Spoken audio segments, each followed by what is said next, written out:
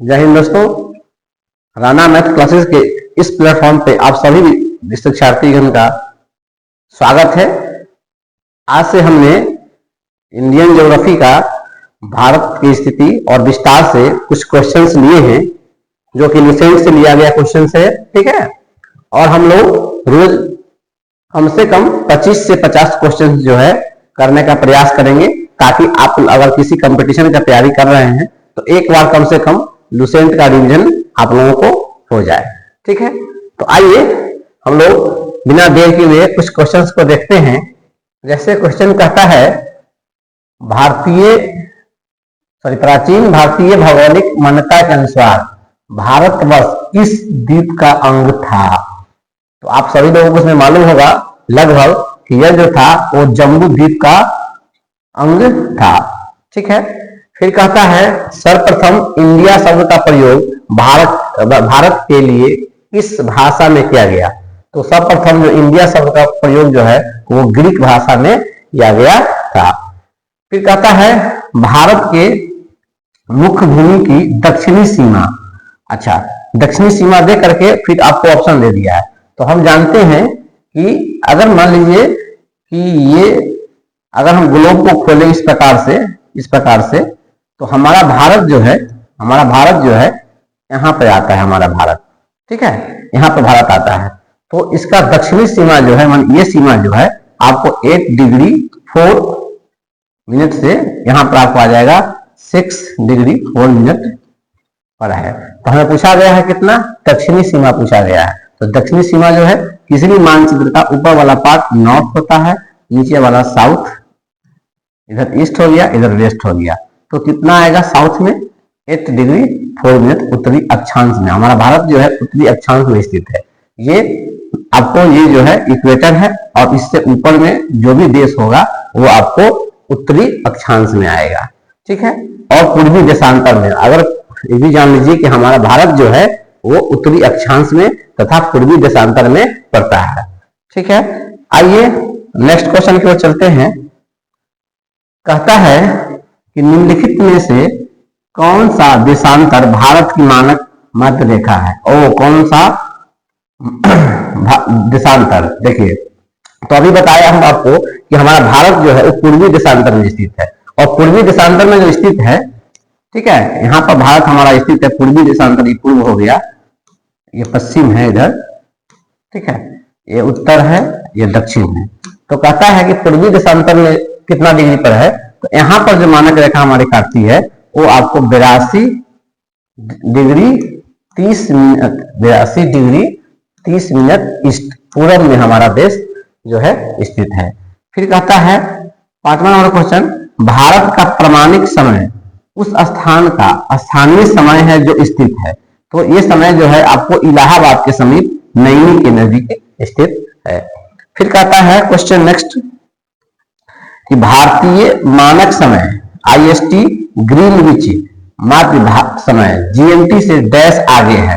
तो देखिए, ये समय जो है मान लीजिए ग्रीनविच दिया हुआ है, ये समय ग्रीनविच का समय है बीच का। ठीक है, ये ग्रीनविच का समय है, और यहाँ से जो है, यहाँ से हमारे भारत का समय रेखा जो है वो 5.5 घंटा आगे है। कितना है? 5.5 घंटा आगे है। ठीक है, तो इसमें हमारा ऑप्शन क्या हो जाएगा? बी नंबर इसका ऑप्शन सही हो जाएगा। आइए नेक्स्ट क्वेश्चन की ओर चलते हैं।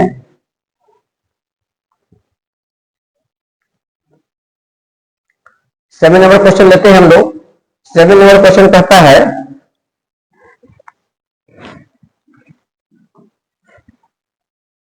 कि भारत का ध्रुव दक्षिणी भाग की भूमध्य रेखा से दूरी है। अच्छा, भारत का ध्रुव दक्षिणी भाग से भूमध्य रेखा की दूरी जो है वो 876 किलोमीटर है। फिर कहता 8 में भारत की स्थलीय सीमा की लंबाई। स्थलीय सीमा, जैसे मान लीजिए हमारे भारत का मानचित्र बनता है ये, तो ये जो है इस साइड में जलीय सीमा आता है, और ऊपर में जो है हमारा स्थलीय सीमा आता है। तो स्थलीय सीमा की लंबाई याद रखिएगा 15,200 किलोमीटर है स्थलीय सीमा की लंबाई है। ठीक है, भारत में अंडमान निकोबार तथा लक्षद्वीप सहित मुख्य भूमि से समुद्र तट की कुल लंबाई कितनी है? अतः भारत में अंडमान और निकोबार तथा लक्षद्वीप सहित मुख्य भूमि से समुद्र तट की लंबाई। अब देखिए ऐसे अगर आपसे पूछ दे कि सीधा की बताइए भारत का समुद्री क्षेत्र से कितना, मतलब पानी से सटा हुआ कितना क्षेत्र है, तो 6100 किलोमीटर है। लेकिन जब उसमें हमारा अंडमान निकोबार लक्षद्वीप जो जुट जाएगा तो इसमें 1516 हाँ इसमें आपको जुट जाएगा तो हो जाएगा 7516.6 किलोमीटर हो जाएगा। ऑप्शन नंबर इसका क्या हो जाएगा, डी नंबर इसका आंसर हो जाएगा आपको। ठीक है, इसमें शामिल क्या रहेगा, अंडमान निकोबार और लक्षद्वीप, मतलब वो भी द्वीप समूह है, वो भी तो द्वीप समूह है, वो भी तो पानी से घिरा हुआ क्षेत्र है, तो उसको लेकर कितना हो जाएगा 7516 किलोमीटर। आइए नेक्स्ट क्वेश्चन को चलते हैं। 10 में भारत के उत्तरी छोर से दक्षिणी छोर तक की दूरी कितनी है। ये हमारा भारत है, तो इस छोर से, उत्तरी छोर से, इस छोर से दक्षिणी छोर की दूरी जो है आपको 3214 किलोमीटर दिया हुआ है। ठीक है, फिर कहता है भारत की पूर्व से पश्चिम, यानी अब देखिए यहां से पूर्व से पश्चिम की दूरी जो है वो आपको 2914 किलोमीटर आपको देखने को मिलेगा। ठीक है, फिर आइए क्वेश्चन कहता है 12 नंबर क्वेश्चन है भारत की तट रेखा की लंबाई। अब यहां देखिए सिर्फ तट रेखा की लंबाई ही पूछ दिया है, तट रेखा की लंबाई पूछ दिया, तो तट रेखा की लंबाई अभी बताएं आपको 6100 किलोमीटर है। ठीक है, तट रेखा का मतलब हो गया ये समुद्र के किनारे ये क्षेत्र जो है इसको बोलते हैं तटीय रेखा। आइए और कुछ क्वेश्चंस को देखते हैं हम लोग।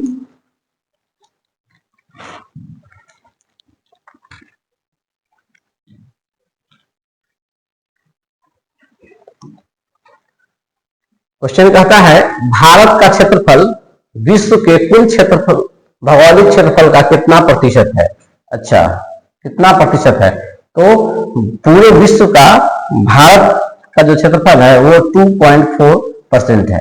फिर 14 नंबर कहता है भारत के कुल क्षेत्रफल का कितना प्रतिशत भाग पर्वतीय क्षेत्र, अच्छा पर्वतीय क्षेत्र में कितना भाग दिया हुआ है, तो 10.7% दिया हुआ है।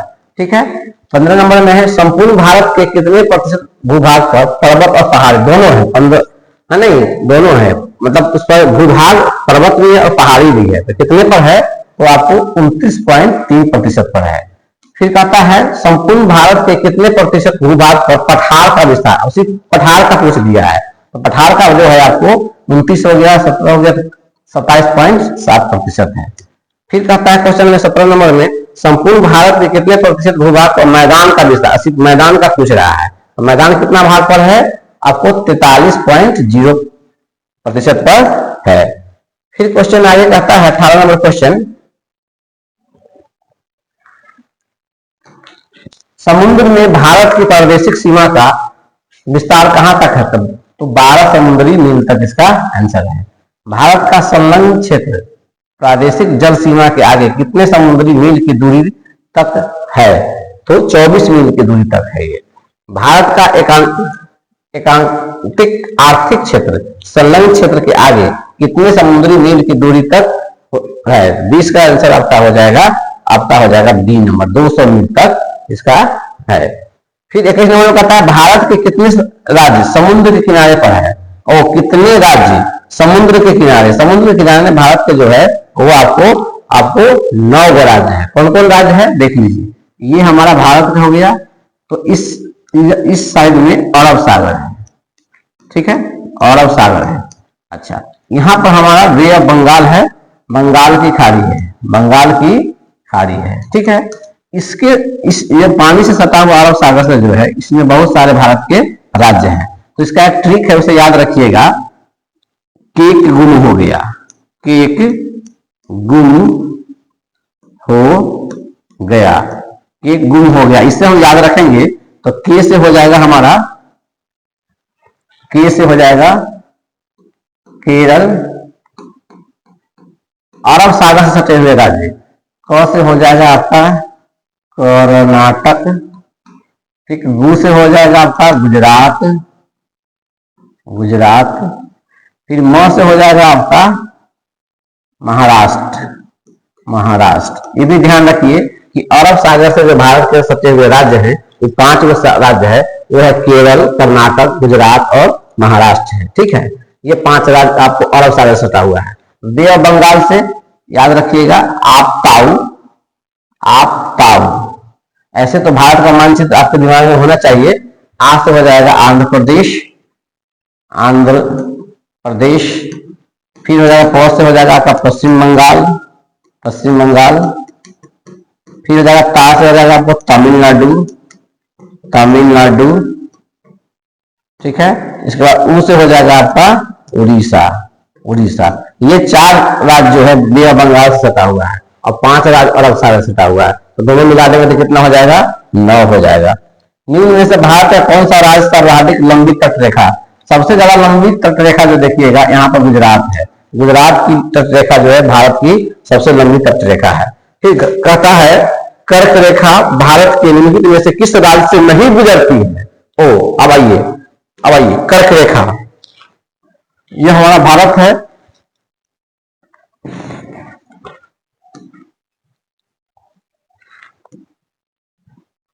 भारत है, कर्क रेखा जो है भारत के ठीक बीचों बीच से गुजरती है।